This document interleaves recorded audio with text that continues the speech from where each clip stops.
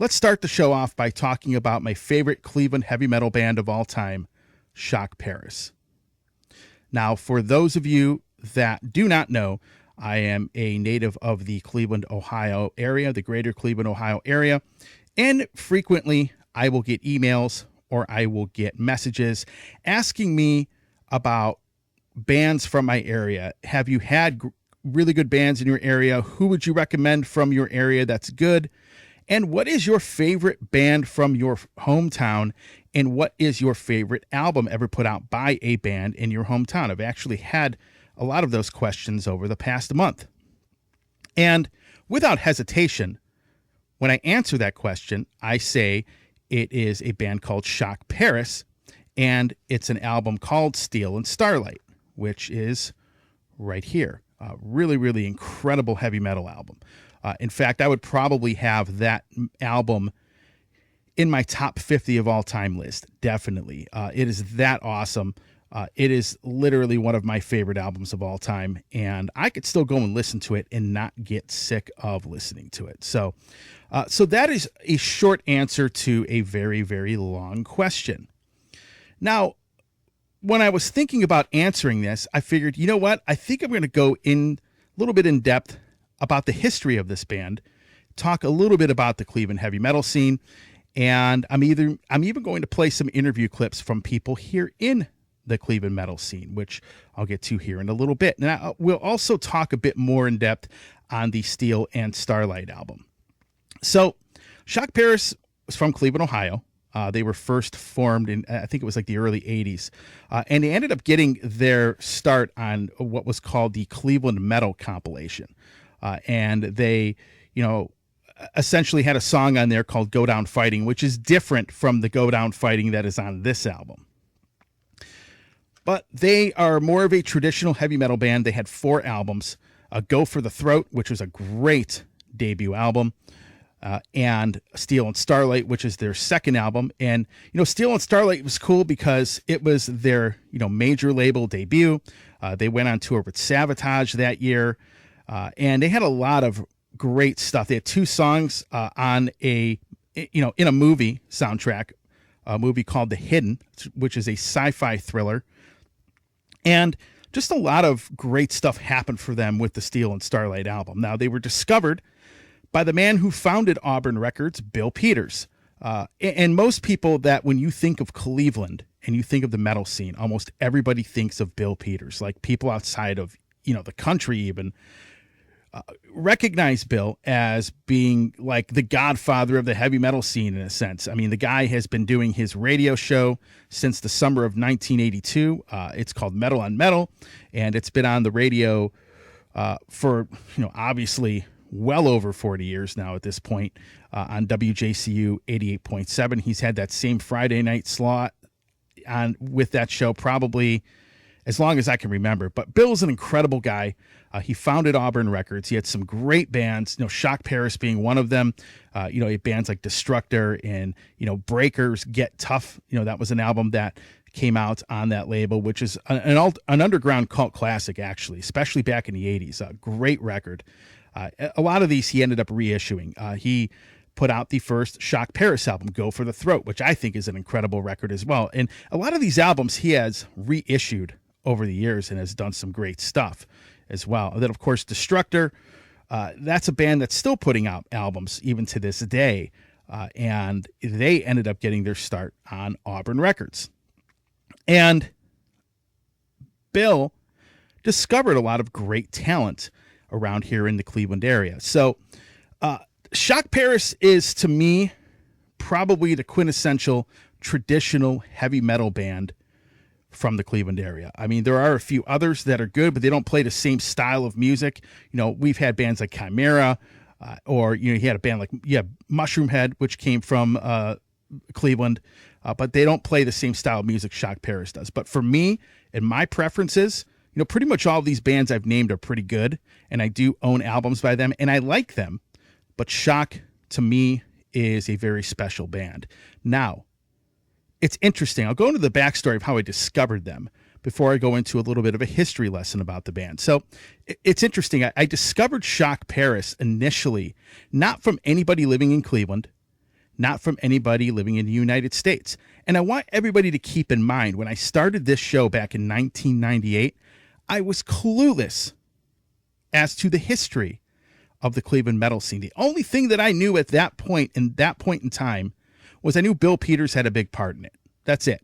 I didn't really know any of the bands or who they were, or, a lot of them really weren't out playing, tons of shows at that point. I just didn't know. I knew who Bill was. I had heard of the band Mushroomhead at that point, and that was it. I didn't know anything else. But I did not discover Shok Paris from anybody here in the United States. Ironically, and interestingly enough, I first heard of the band from people in Europe. Keep in mind, the Metal Command show started out by me playing a lot of bands from Europe and getting to know and become friends with a lot of these bands. A band that a lot of people know about, that I've been friends with for, almost 30 years, is Halloween. And the reason I say that is I was having a phone conversation with Michael Wyketh on the phone. In our phone conversations, we'll talk about bands we like. Right now, we'll talk about turntables and stereo equipment and just a lot of really cool stuff, just real life stuff. Wykey and I have always had really great conversations, but I remember one of the first conversations I ever had with him on the phone. We were talking about Cleveland, Ohio, and he had told me that, their first U.S. tour, one of the tour managers was from Cleveland. But then he brings up a band. He asks me this question: have you ever heard of the band Shok Paris? And I was like, no, I've never heard of them in my life. I've never heard of the band. And he was telling me that many years ago, before we talked, in the late 90s, that he was really into this band. It was a band that he really liked. He was telling me about how the guitar player in the band writes some really great riffs. They had great songs. And he mentioned that Vic Hix had a very good Dio-esque sounding voice. It's kind of like his own words. And he was telling me about this band and that I needed to hear an album called Steel and Starlight, and that Go for the Throat was also a very good album. But Steel and Starlight was the album he was referring to, and then, of course, the album after it, Concrete Killers. Anyway, to make a long story short, as soon as he told me that, I'm thinking, I got to hear this band. Wykey's speaking really highly of them. And I went on a quest to find an album by Shok Paris. But unfortunately, it was very difficult to do because back in the late 90s, you had no streaming. You had no high-speed internet. The only way you could hear a band is by finding a physical copy of their music. Now, today, that might seem crazy, but back then, that was the only way you could listen to a new band, was to, sometimes you'd peruse the bargain bin at a used CD place or find a used vinyl of that band's album. But that was the only way you could ever hear them. And so I had a hard time finding anything. Metal was at its lowest point in the United States at that time. So finding anything heavy metal related was really, really difficult. And then as I interviewed other bands from Europe, they would ask me that. I had a couple other bands that were, pretty successful that would bring up the band Shok Paris. And I'm thinking to myself, man, I got to find something by these guys. And folks, I eventually did, because the early days of eBay, I found this copy of the Steel and Starlight album. It's an original IRS copy, and I found a copy of Concrete Killers as well. And I found those two albums. I didn't find Go for the Throat until later on when Bill Peters reissued it, but I ended up finding this album. And the thing is, when I heard the song Go Down Fighting, first of all, instantly I loved it. It's literally one of the greatest heavy metal songs I've ever heard. However, I liked the song so much that I kept putting it on repeat, and I didn't listen to the rest of the album until like a week later. But the album is incredible, to be honest with you. There is not a bad song on it for me. And, it is the ultimate compliment when you have people in bands that are very successful, when they go out of their way to compliment your music or suggest your music to somebody else. When those people were talking to me about Shok Paris, I was like, man, that's the ultimate compliment. And it made me even want to hear them even more. So that is how I discovered the band. Now, Shok Paris has an interesting history behind it. And instead of me telling you the story behind the band and how the band was discovered and how they ended up getting their deal with IRS Records at the time, I figured I would let Bill Peters from Auburn Records and, of course, the Metal on Metal radio show tell you his version of events and how they unfolded and how he discovered the band. So here's an interview clip with Bill Peters. I did this interview with him on my old radio show on WBWC 88.3 back in 2009. He came on my show for the 25th anniversary show of Auburn Records, which was a great show, and I still have that really awesome t-shirt that Bill sold at the show. But this is Bill Peters coming on my radio show to talk about how he discovered Shok Paris and what led up to them getting their deal with IRS Records. Check out this interview clip right here. Now let's kind of move on a little bit. Shok Paris, and they had moved up pretty high level. I mean, they were on IRS Records for a bit, and after Auburn and everything like that. And talk about how you discovered them. Shok Paris was actually a band that Shok Paris had many firsts for me, and being in the right place at the right time. That's how I can describe Shok Paris, because they were very fortunate. They got a lot of breaks early on. The way they got on the Cleveland Metal album, we had another artist who wanted to have 2 tracks on the record, and at the time we only had 2 tracks for Black Death.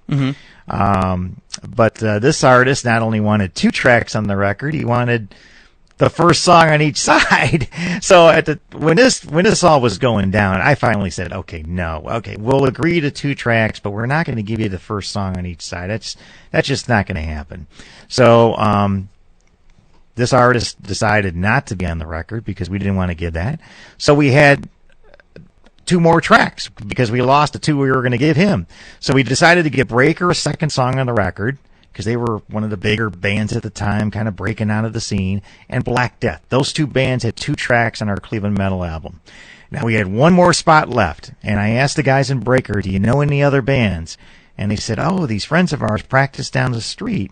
It was above a doctor's office or a dentist's office. I don't remember. It was like a medical building. So I went down to see them, and they only had 3 songs written. That was it.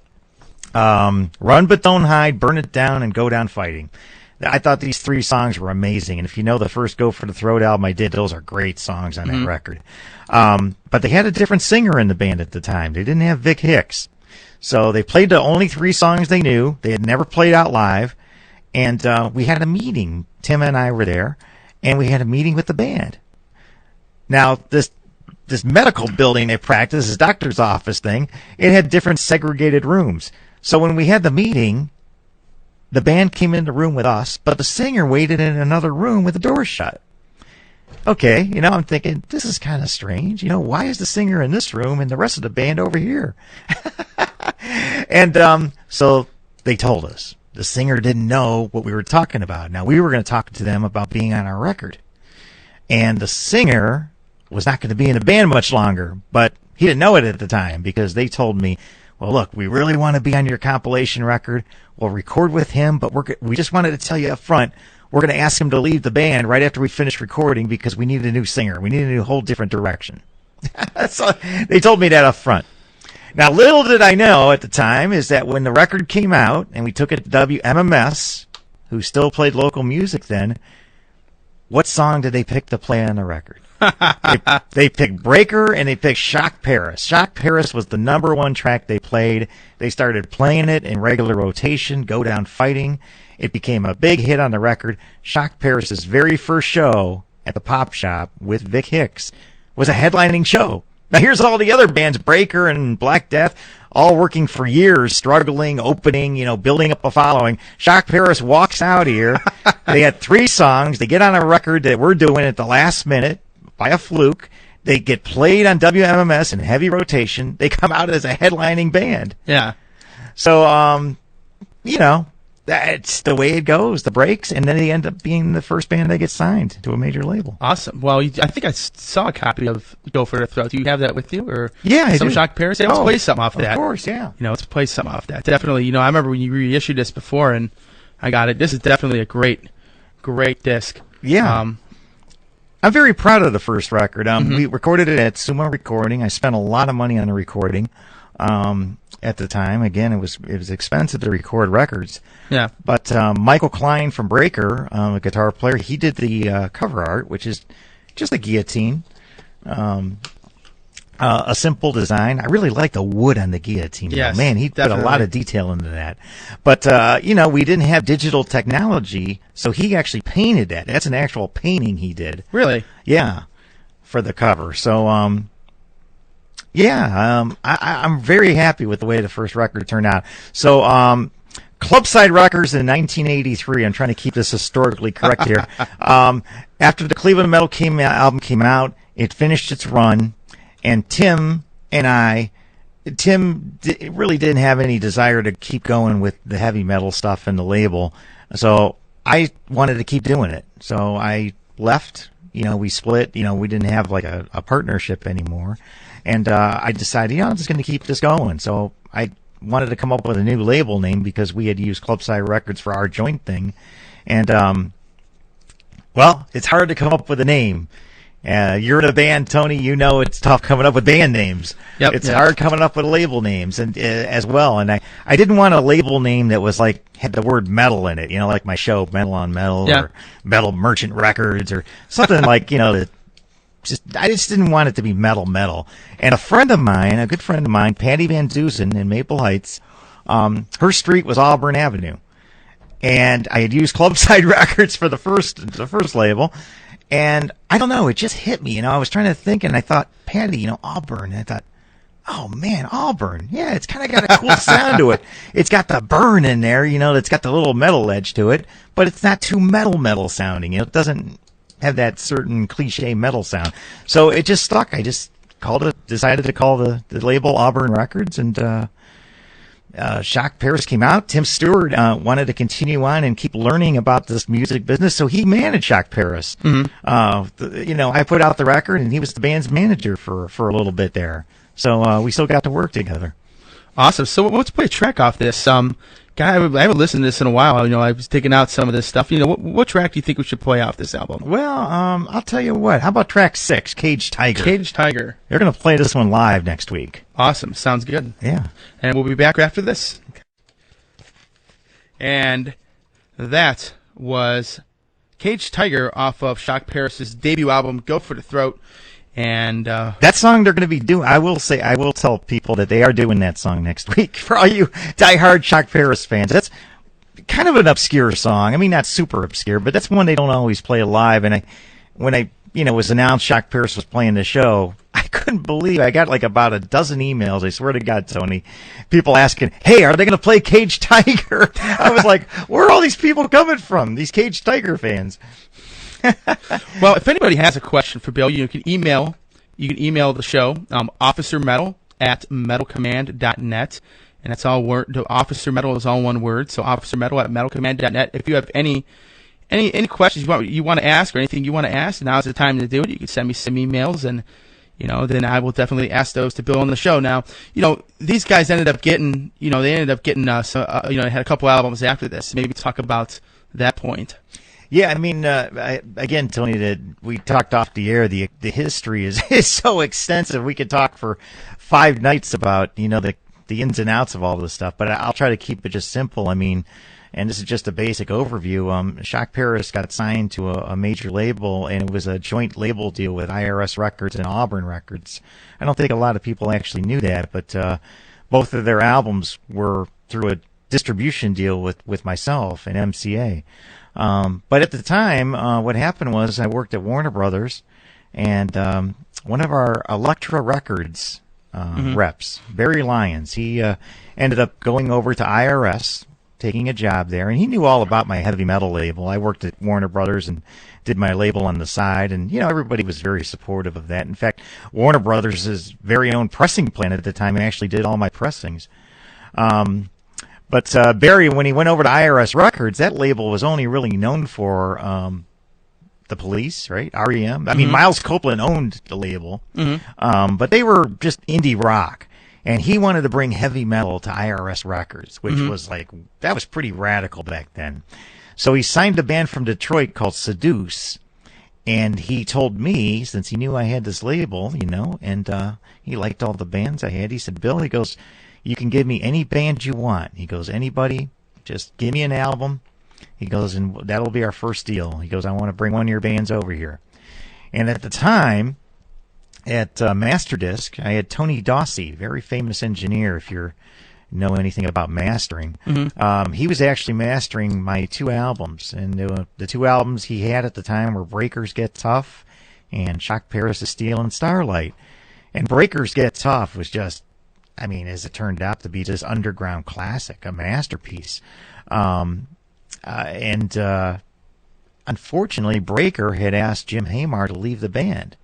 So we were finishing the record, and the band did not have a singer at the time. So I only had one choice I could give him to IRS Records. I told him, Shok Paris, send it over. And that's how they got to be the first major label band, because it probably would have been Breaker. Breaker had a bigger draw and had been more established at the time. So they probably would have been the first band to get the major deal if they had a singer. And that is Bill Peters from Auburn Records talking about how he discovered Shok Paris and how they ended up getting their first record deal. And of course, for that tour, I believe for Steel and Starlight, they toured with Savatage as well, which, that would have been during the Hall of the Mountain King album, which would have been an incredible show. Seeing, Savatage in their prime, Chris Oliva, John Oliva in his prime, and then having Shok Paris tour with them, that would have been an incredible show. So, let's talk a little bit more in depth about the Steel and Starlight album, which obviously came out in 1987. This is the second album they put out. Actually, Shok Paris put out 4 records. You had Go for the Throat, you had Steel and Starlight, you had Concrete Killers, and then the most recent one, which came out, I believe, in 2020, Full Metal Jacket. All 4 of those records are good. Steel and Starlight, to me, though, is like that record. Like everybody has a band that, you always have that one album that you always go to by them. If you really like that band, that is Steel and Starlight. Everything about it, the production, the songs, everything about the record is unbelievable. And when I think back on me first hearing this, I can go back and I could still listen to Go Down Fighting. And it's still one of the most incredible songs I've ever heard. However, there's an interesting story about Steel and Starlight. This album has been reissued many times over the years. But the mix that's on here is different from the original mix of the album. So I'll explain here for a second.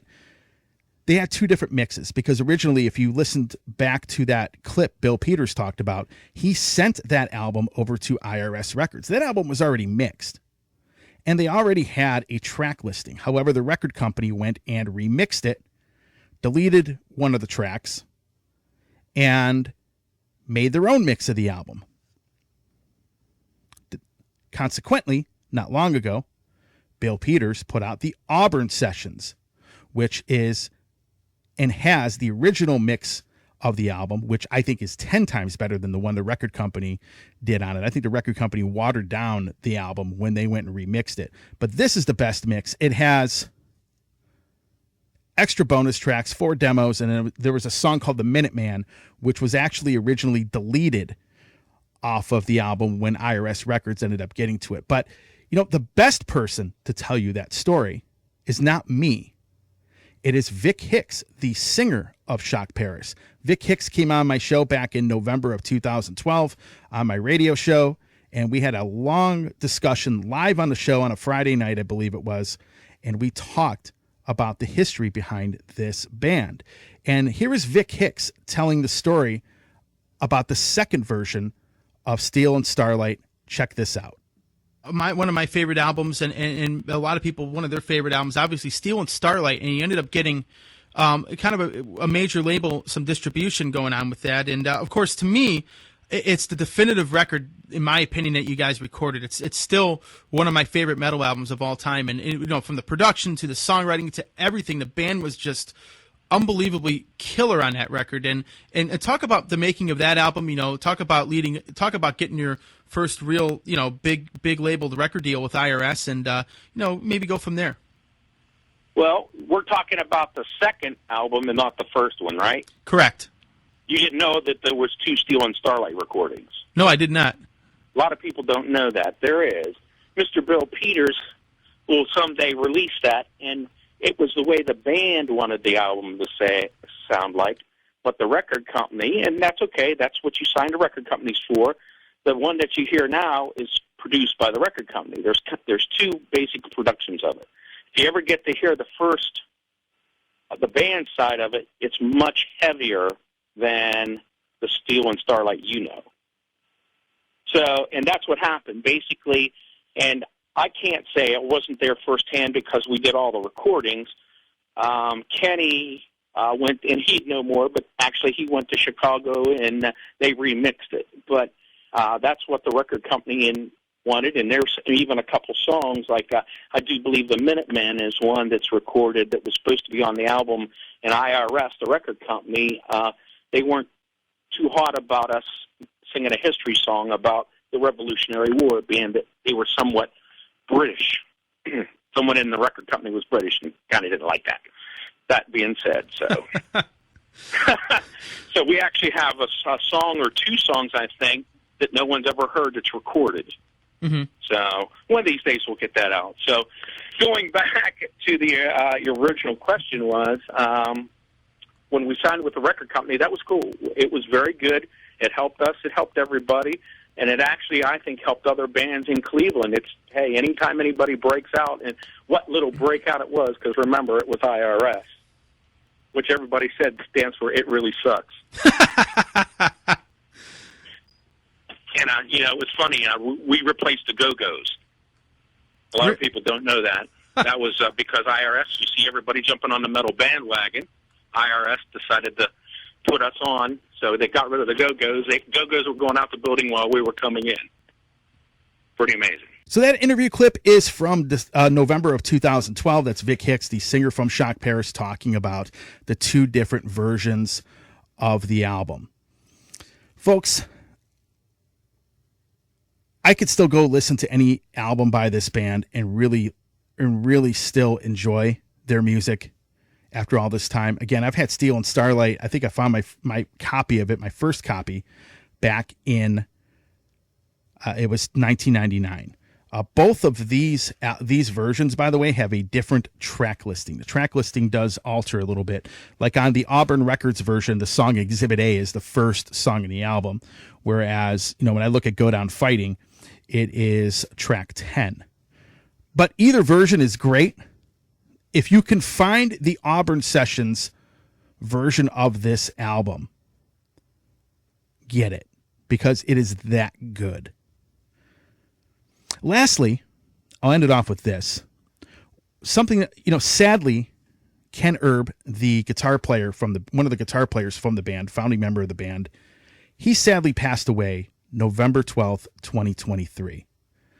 However, something really cool recently happened, and that is the fact that the Rock and Roll Hall of Fame and Museum here in Cleveland, Ohio, has his Flying V, his Flying V on display at the Rock Hall, which I think is really cool. And I want to talk about him briefly before I end this off.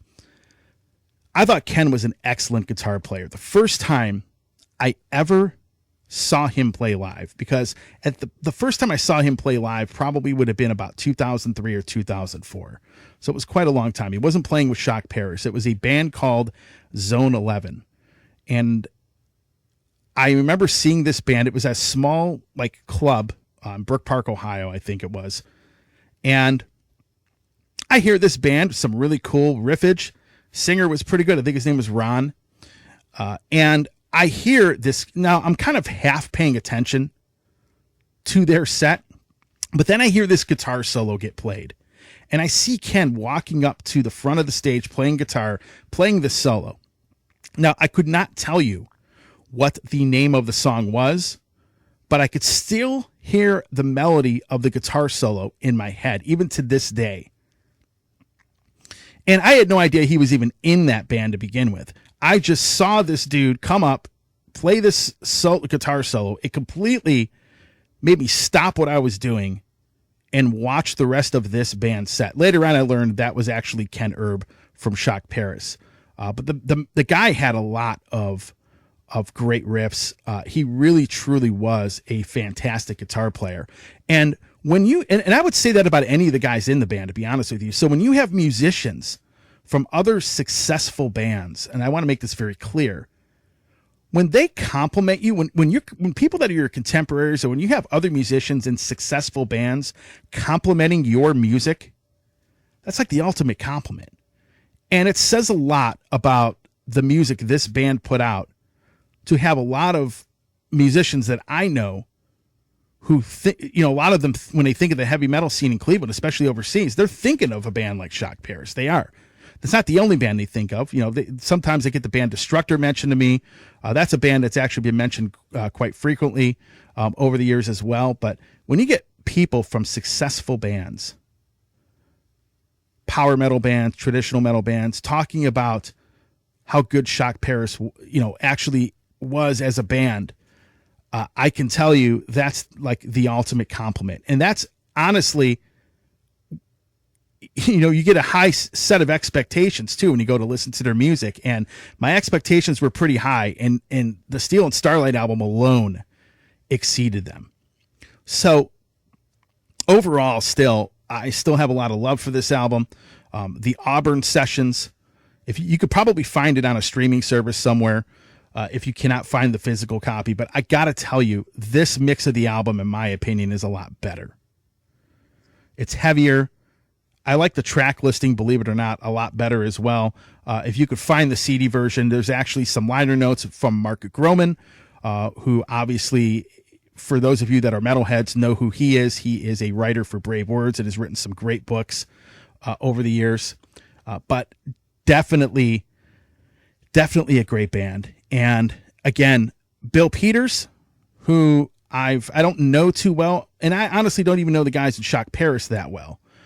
But I can tell you that Bill really had a lot of really good bands on the Auburn Records label.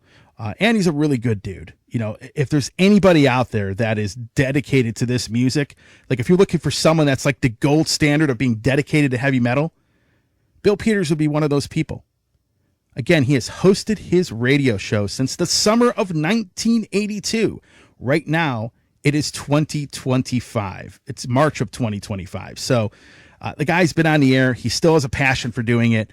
Some of the things Bill has done over the years, such as putting on shows to collect donations, to donate to, like a food drive, either to donate to like animal shelters or, for homeless people. I mean, he's done a lot of really cool stuff and a lot of great stuff for people. And I can't speak any more highly of him at all. I mean, the guy's really cool. So anyhow, that's my favorite heavy metal band from my hometown.